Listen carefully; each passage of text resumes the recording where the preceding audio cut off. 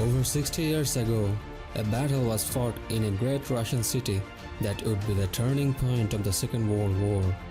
It was one of the longest and hardest fought battles of all time. For 5 months, German and Soviet troops fought each other street by street, building by building, and room by room.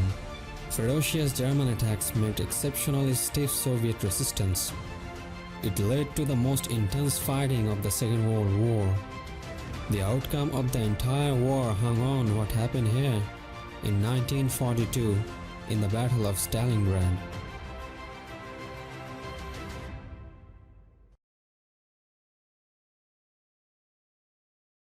In summer of 1941, the world was at war. Adolf Hitler's ruthless ambition and overwhelming military strength made Nazi Germany seem unstoppable. Hitler was at the peak of his power. He and his allies dominated Europe and North Africa. He seized France, the Netherlands, and most of Scandinavia and Eastern Europe. And then he launched a biggest invasion force in history. More than 3 million men at the Soviet Union. He was determined to destroy communism and expand his empire still further. By the spring of 1942, after 9 months of fighting, the German pressed deep into the Soviet territory, but failed to secure complete victory. So in April, Hitler drew up a new battle plan. In the far south of the country, there were vast oil reserves, crucial to the Soviet war efforts. Hitler wanted to stop the oil getting to Soviet troops and industry, first by preventing oil tankers transporting it up the river Volga, and then by seizing the oil fields themselves. Oil was the key to the war. Hitler knew that Stalin would fight tooth and nail to protect his oil. Without it, the Soviet war machines would grind to a halt. In May 1942, Hitler put his plan into action. He sent 2 million men, nearly 2/3 of his all troops in the Soviet Union, through the Russian steppes toward the oil fields. With the hot sun beating down on them, the German troops spread across southern Russia.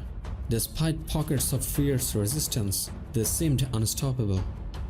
The speed of the German advance, their technical superiority, and experience of their troops was too much for the Soviets. Hitler was so confident and impatient for victory that he decided to alter his plan of attack. Instead of trying first to block the Volga and then take the oil fields, he decided to attack both targets at the same time. One army will drive south to the oil fields, the other would seize a city on the banks of the Volga. It was the city which was named after the Soviet leader himself. Its name was Stalingrad. Stalin was now increasingly alarmed by the German advance. Faced with a threat to his oil fields and to the city of Stalingrad, Stalin decided to take desperate measures to stiff Soviet resistance. From now on, there would be no step backwards. Surrender or retreat would not be tolerated. Deserters and cowards would be shot. Soviet soldiers began to surround the city, and brutal anti-German propaganda filled the newspapers. The tone was being set one of the most savage battles in modern history.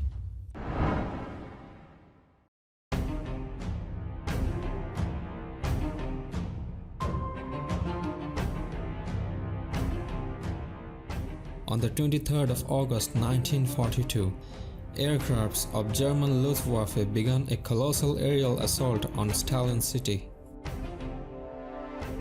German pilots flew 2,000 sorties, dropping 1,000 tons of bombs in 48 hours.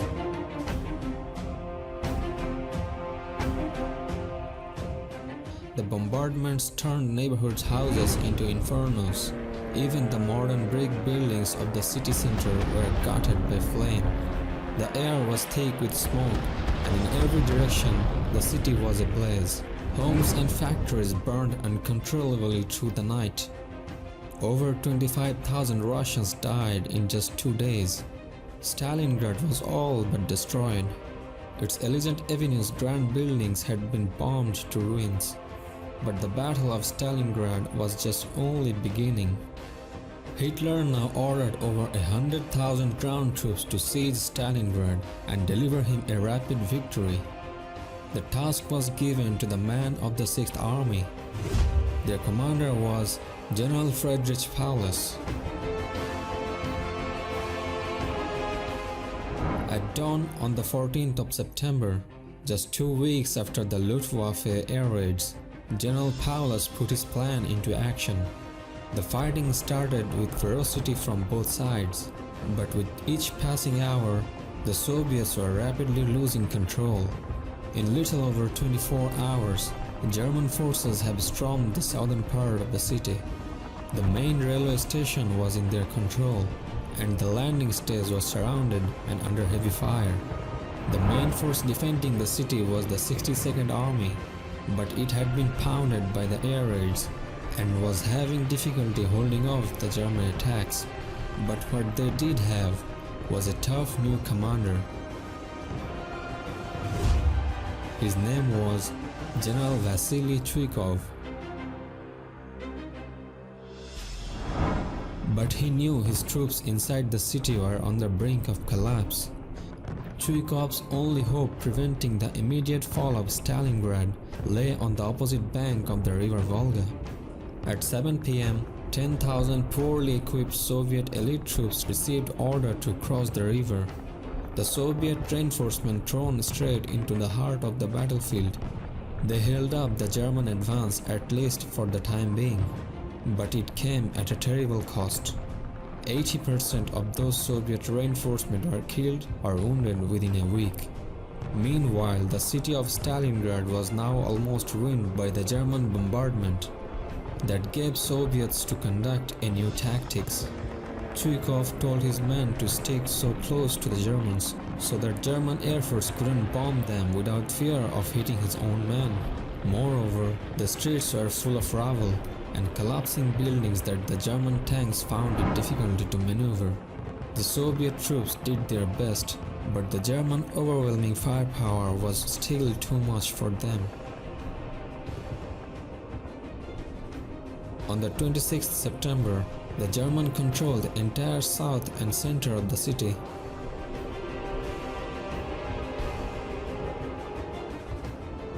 But the Soviet troops refused to give in, and now hiding in the ruins of city. They found a new way to strike the enemy. They were sniping Germans from their hideout. Soviet snipers were very effective. Hitler was becoming increasingly impatient and demanding Paulus to launch a decisive blow. But this time, on Stalingrad industrial heart, the factories in the north of the city.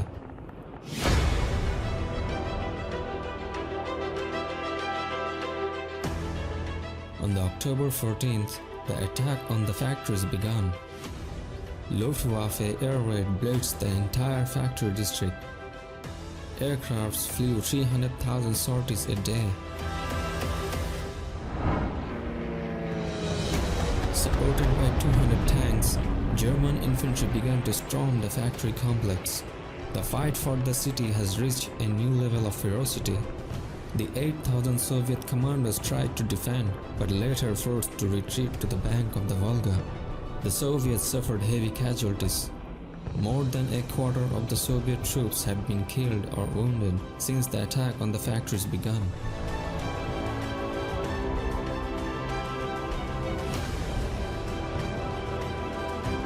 The Soviets were once again staring defeat in the face. Hitler was now convinced that the city was finally in his grasp.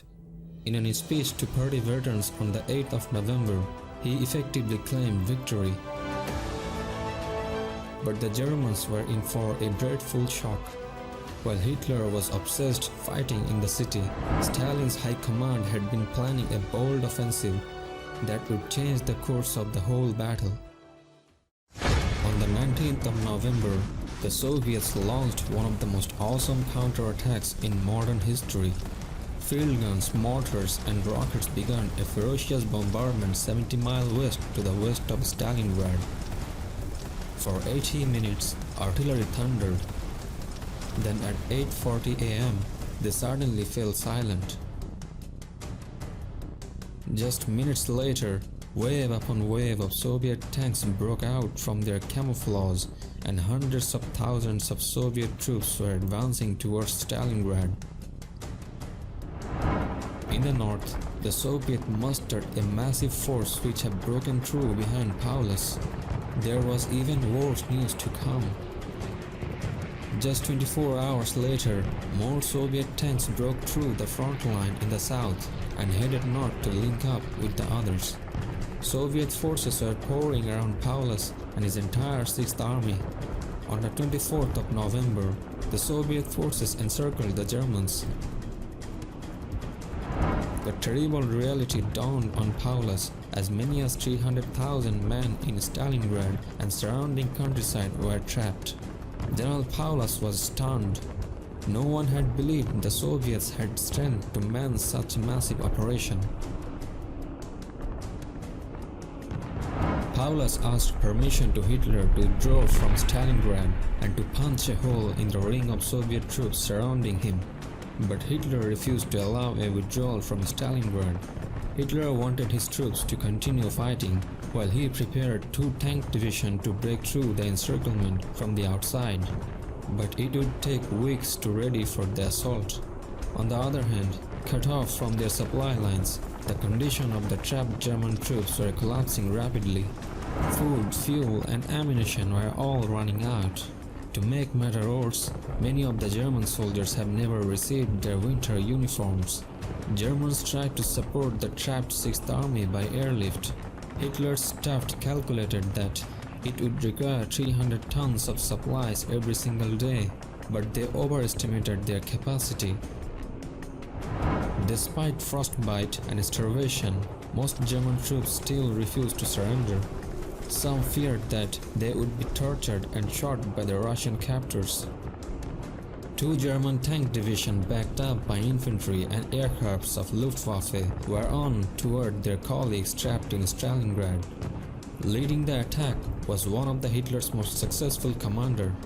His name was Field Marshal Erich von Manstein. With the airlift failing, everybody realized that this was the last chance for the 6th Army. Manstein's tanks had to break through the front line and then fight their way across the Soviet-controlled territory surrounding the 6th Army.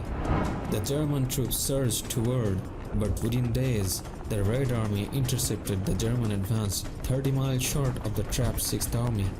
But the Soviet defenses had formed an impenetrable barriers, and Manstein's rescue attempt could advance no further. But on the 20th of December, the news got even worse. Manstein heard that the Soviets had launched a new offensive way off the west, which threatened to cut off all the German forces in southern Russia. He had no choice but to veer off to deal with the new threat and abandoned his attempt to break through to Paulus. With Manstein's departure went the last hope of the 6th Army. On the 10th of January 1943, the Soviets began a final operation to destroy all German troops remained inside.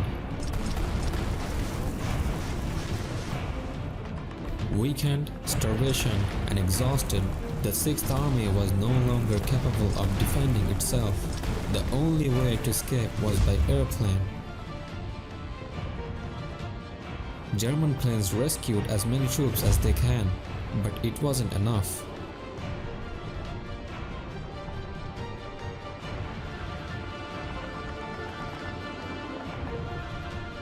The German airfields were soon overrun. Now there was no way out. Survivors were chased into the freezing ruins of Stalingrad. Among them was General Paulus. On 31st of January 1943, Paulus received a message from Hitler promoting him to Field Marshal and expected Paulus to commit suicide. Within hours, the Soviets surrounded Paulus. Trapped in his basement, he made his decision. At 7:45 a.m. on the 31st of January 1943, Paulus, chose not to commit suicide but to surrender himself. 2 days later, after 5 months of horror, the fighting finally ended.